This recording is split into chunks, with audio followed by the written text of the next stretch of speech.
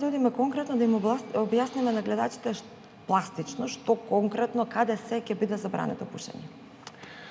Значи, забрането ќе биде пушењето на класични цигари, цигари, односно електронски цигари, вейпови и оние кои што се уреди за загреан тутун во сите јавни и работни простории. Што значи канцеларии, што значи кафани, што значи ресторани, сите затворени простории.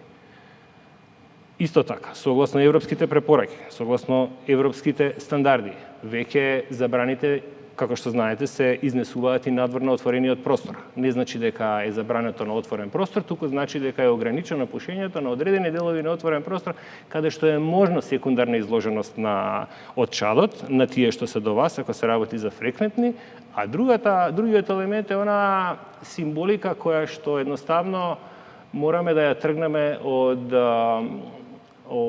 од видот на населението, особено на децата, со цел еден бихевиорален елемент, со цел да го денормализираме пушењето, затоа што знаете дека од бихевиорална гледна точка пушењето кај нас за жал во голема мера е нормализирано и нормално. Кое што е нешто што не смее да биде. Што треба да знаат компаниите, но и вработените, дали во приватните, но и во јавните институции?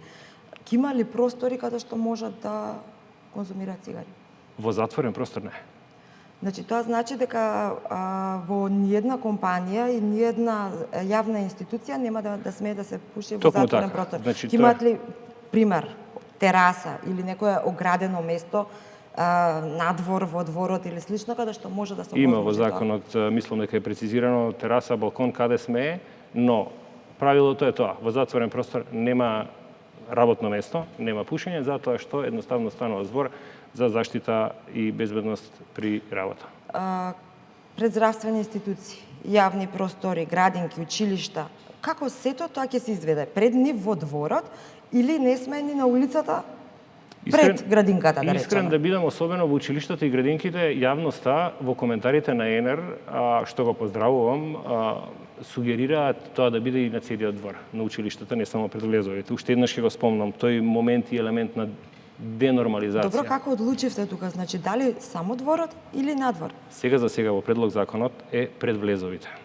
Пред влезовите на овие институции. А на самите игралишта кај што играат децата, да не бидат изложени на актот на пушење децата кои што си играат на игралиштата. Исто така знаете дека е забрането пушењето, исто така еден многу важен елемент, пушењето во приватни возила, кога е во приватното возило има малолетно дете, затоа што аеросолите или чадот во затворен простор се итекако ризични за здравјето. Како тоа ќе го спроведете? Кој ќе санкционира тука? Преку SafeCity? Тој што и до сега санкционира неносење на појас, зборување на телефон, уште еднаш би го истакнал моментот дека нашите очекувања, законот не е казнен, не е да биде казнен, туку сакаме да направиме една структура на однесување, една промена на културата која што мораме да направиме, затоа што во принцип вакви закони се само спроведувачки, очекувањата да бидат само спроведувачки. Во најголем дел луѓето ќе го почитуваат законот затоа што знаат која е целта, целта е повисока поголема од сите нас и е заедничка, општествена е.